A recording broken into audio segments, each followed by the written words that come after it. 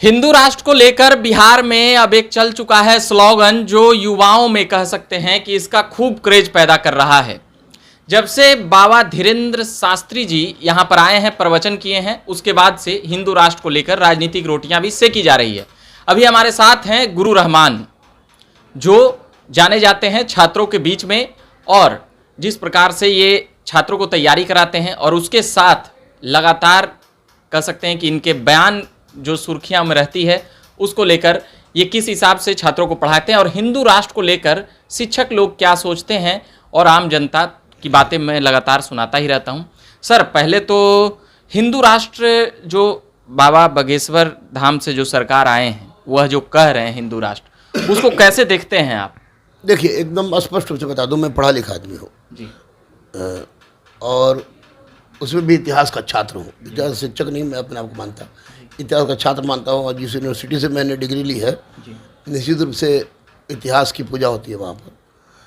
तो बाबा धीरेन्द्र शास्त्री को तो मैं बहुत बाद में हम लोग जाने, उम्र भी उनकी इतनी कम है कि उनसे ज़्यादा उम्र से तो हमें बजरंगबली का भक्त ही हो। लेकिन चूँकि बजरंगबली के वो भक्त हैं, इसलिए हमारा लगाव उनके प्रति रहता है, क्योंकि बजरंगबली का भक्त कोई भी व्यक्ति ढोंग नहीं हो सकता। सुनते हैं धीरेन्द्र शास्त्री जी को? क्या नहीं सुनेंगे, अच्छी बात। बजरंग हनुमान कथा सुनते हैं हम, हनुमान कथा सुनते हैं। क्या खास लगता है उनकी कथा में? उनकी कथा में बात नहीं है, हनुमंत कथा में खास लगता है कि समर्पण, त्याग, भक्ति, निष्ठा का जो अनुपम उदाहरण बजरंगबली के द्वारा दिया गया है, अद्वितीय, अकल्पनीय है। सुनते हैं तो सोचते हैं कि काश सब में इस तरह का हल्का सा भी अवशेष आ जाए और लोग हिंदू, मुस्लिम, सिख, ईसाई बैकवर्ड फॉरवर्ड के स्थान पर कम से कम बजरंगबली के उन आदर्शों को, पुरुषोत्तम श्री राम के कुछ आदर्शों को, हजरत मोहम्मद के कुछ आदर्शों को अपना कर अगर चले तो निश्चित रूप से हमारा भारत विश्व गुरु बन जाएगा।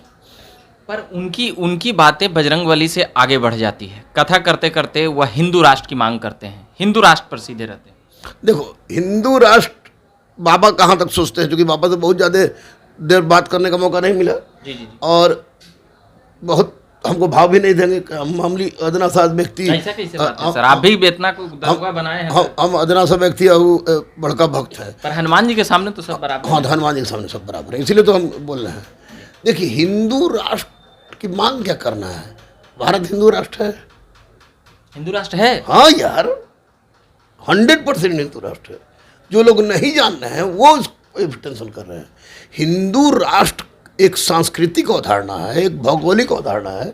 इसको किसी धर्म और संप्रदाय से जोड़कर देखने की आवश्यकता ही नहीं है। भारत में रहने वाला हर व्यक्ति, चाहे हर संप्रदाय के लोग, चाहे मुकेश हो, सलमान हो, डेविड हो या कोई भी हो, हर व्यक्ति पहले हिंदू है, तब वह किसी अन्य संप्रदाय का है। उस दृष्टिकोण से भारत हिंदू राष्ट्र है। भारतीय संस्कृति का सामने पटल पर आना, भारतीय संस्कृति के उन तत्वों को सामने लाना जिससे हम अपने भारत को विश्व गुरु के रूप में स्थापित कर सकें, ये पॉइंट्स हैं, सनातन के पॉइंट्स हैं। सनातन का मतलब कोई धर्म नहीं होता है, सनातन का मतलब जीवन जीने की पद्धति है। और मैं दावे के साथ कह रहा हूं कि वैश्विक स्तर पर जितने भी संप्रदाय हैं, वे सारे के सारे संप्रदाय सनातन के पाठ हैं, चाहे यहूदी हो, ईसाई हो, बुद्ध हो, जैन हो या इस्लाम हो या कोई भी धर्म हो।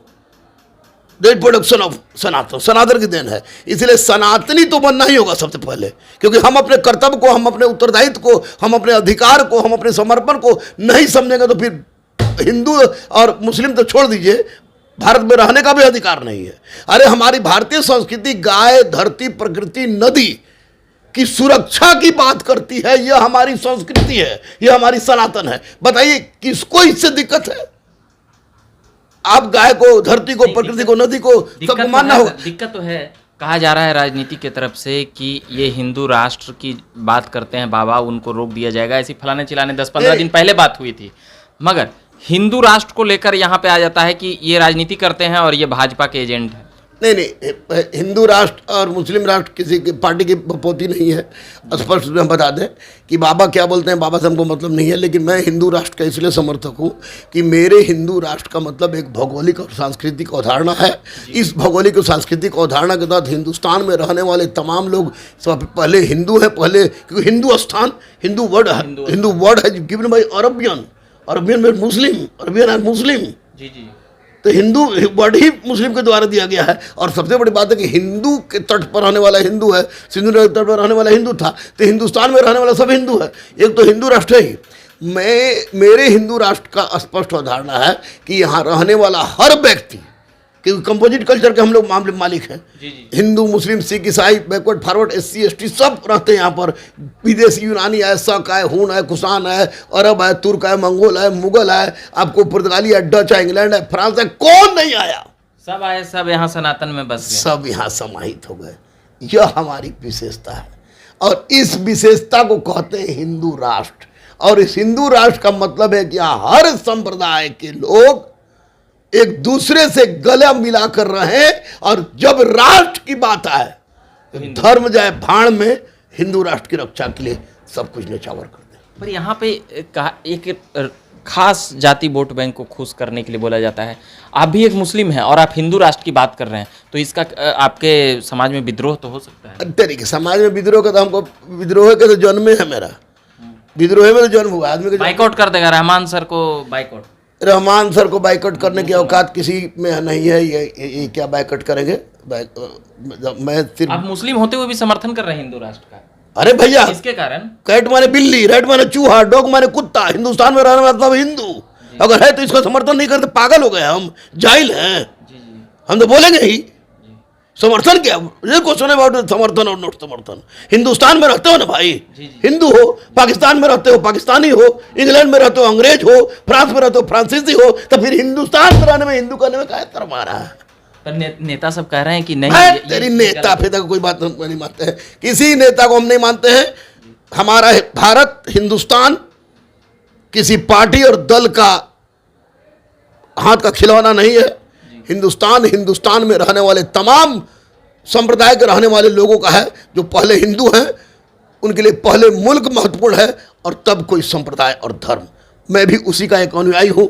भारत माता और हिंदू राष्ट्र के लिए गाय, गंगा, धरती, प्रकृति, नदी और राष्ट्र के लिए अगर हमको बार बार जिल्लत होना पड़े, बार बार हमारे समाज के द्वारा हमको निकालना पड़े, तो कोई फर्क नहीं पड़ता है। मैं हर बार जन्म लूँगा, कोई नहीं झुका सकता है, हर बार मरूंगा इस हिंदुस्तान के लिए। पर बिहार के मुख्यमंत्री नीतीश जी से जब सवाल किया गया तो वो बोले कि ये सब ऐसा कुछ नहीं है, हिंदू, ये संविधान से चलेगा देश। और ये हम कहाँ संविधान के विरुद्ध बात कर रहे हैं? जी। नीतीश जी ऐसे मुख्यमंत्री हैं कि नीतीश जी के मुख्यमंत्री होने के कारण ही बिहार में कुछ लफड़ा नहीं हुआ। धीरेन्द्र बाबा आए और आसानी से चले गए, कोई टेंशन नहीं हुआ। Only due to the CM of Bihar. उनकी नीतीश जी भी जान रहे हैं कि क्या है हिंदू राष्ट्र। धीरेन्द्र शास्त्री भी जान रहे हैं, योगी जी भी जान रहे हैं, मैं भी पढ़ा लिखा हूं, मैं भी जान रहा हूं। लेकिन जो लोग सुनने वाले हैं, मुसलमान में भाई बुरा मानने की बात नहीं है, मुस्लिम में एजुकेशन आज भी कम है। जो सुनने वाले हैं उनको लग रहा है कि हिंदू राष्ट्र का मतलब खाली हिंदू।